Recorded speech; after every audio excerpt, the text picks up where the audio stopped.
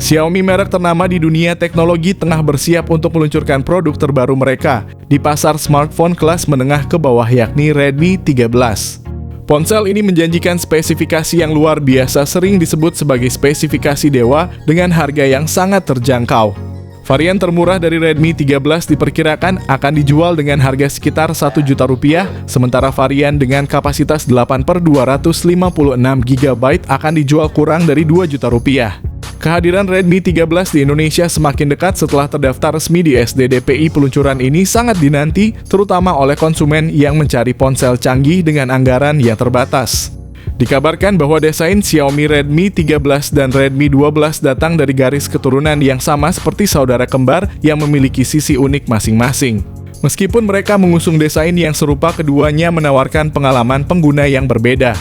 Dengan perlindungan IP53 rating tahan air dan debu, Xiaomi Redmi 13 siap menemani kalian di segala cuaca dan perjalanan dari petualangan di hutan hujan hingga pantai berpasir putih.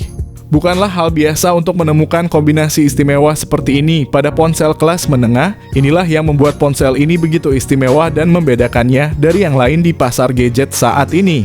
Dengan layar IPS LCD yang memberikan detail gambar yang tajam dan warna yang hidup, ditambah refresh rate 90 Hz. Kecerahan puncak yang menakjubkan hingga 550 nits, pengalaman visual kalian akan terangkat ke level yang baru. Sayangnya, Xiaomi Redmi 13 tidak meningkatkan refresh rate ke 120 Hz, padahal banyak ponsel lain di kisaran harga 1 juta hingga 2 jutaan sudah menggunakan 120 Hz. Sayangnya, ponsel ini belum mendapatkan perlindungan layar dari teknologi Corning Gorilla Glass yang telah dikenal dengan kehandalannya. Ponsel ini memang memiliki keistimewaan tersendiri, termasuk bobotnya yang cukup berbeda dari kebanyakan ponsel lainnya. Dengan bobot sekitar 198,5 gram, ponsel ini menawarkan sensasi yang berbeda saat digenggam. Sayangnya, kabar yang kami bawa kali ini mungkin akan membuat beberapa penggemar ponsel penasaran. Ponsel ini menggunakan MediaTek Helio G91 Ultra dengan fabrikasi 12 nanometer. Namun tampaknya tidak ada upgrade yang signifikan dari pendahulunya Redmi 13. Dalam industri gadget yang terus berkembang dengan cepat, para pengguna tentu mengharapkan inovasi dan peningkatan performa yang lebih baik dari seri-seri sebelumnya. Namun kali ini chipset yang digunakan di ponsel ini tampaknya tidak menunjukkan perbedaan yang mencolok dari generasi sebelumnya. Namun sebagai konsumen cerdas, kita tidak boleh menilai sebuah ponsel hanya dari chipsetnya saja, perlu dilihat secara keseluruhan, termasuk fitur dan spesifikasi lain yang ditawarkan serta kemampuan performa ponsel dalam penggunaan sehari-hari. Mungkin ada alasan tertentu mengapa ponsel ini memilih chipset MediaTek Helio G91 Ultra dengan fabrikasi 12 nanometer. Perusahaan ponsel biasanya mencari keseimbangan antara performa, efisiensi, daya, dan harga untuk memenuhi kebutuhan beragam konsumen. Bagi kalian yang menginginkan ruang penyimpanan yang cukup untuk mengakomodasi berbagai file dan aplikasi, ada varian dengan RAM 8 GB dan memori internal 128 GB. Namun bagi yang menginginkan lebih banyak kapasitas penyimpanan dan performa yang tangguh, varian tertinggi hadir dengan RAM 8 GB dan memori internal 256 GB. Namun di tengah berbagai fitur canggih yang dihadirkan, ada satu aspek yang menarik perhatian ponsel ini. Masih menggunakan tipe penyimpanan internal eMMC 5.1 keluaran lawas namun tetap andal. HP ini telah menggunakan Android 14 sebagai fondasi yang kuat. Tidak hanya itu, antarmuka terbaru dari Xiaomi yaitu HyperOS siap memberikan sentuhan khas yang membedakan ponsel ini dari yang lain. Dengan skor Antutu yang mencapai lebih dari 269.626 poin pada Antutu versi 10, ponsel ini membuktikan diri sebagai kekuatan baru yang harus diperhitungkan di pasar gadget. Helio G91 Ultra mungkin tidak mendapatkan skor yang setinggi G99 atau G96 pada berbagai tes benchmark, namun tetap merupakan pilihan yang menarik dengan harga yang lebih terjangkau. Ponsel ini telah dipersenjatai dengan kamera utama yang mengesankan dengan resolusi mencapai 108 megapiksel yang menawarkan gambar berkualitas tinggi. Namun ada satu kompromi pada Redmi 13 yang mungkin mengecewakan beberapa penggemar fotografi. Berita terbaru menyebutkan bahwa ponsel ini tidak akan dilengkapi dengan lensa ultra-wide. Xiaomi memilih untuk fokus pada peningkatan kualitas lensa utama, yang berarti mengorbankan kehadiran lensa ultra-wide.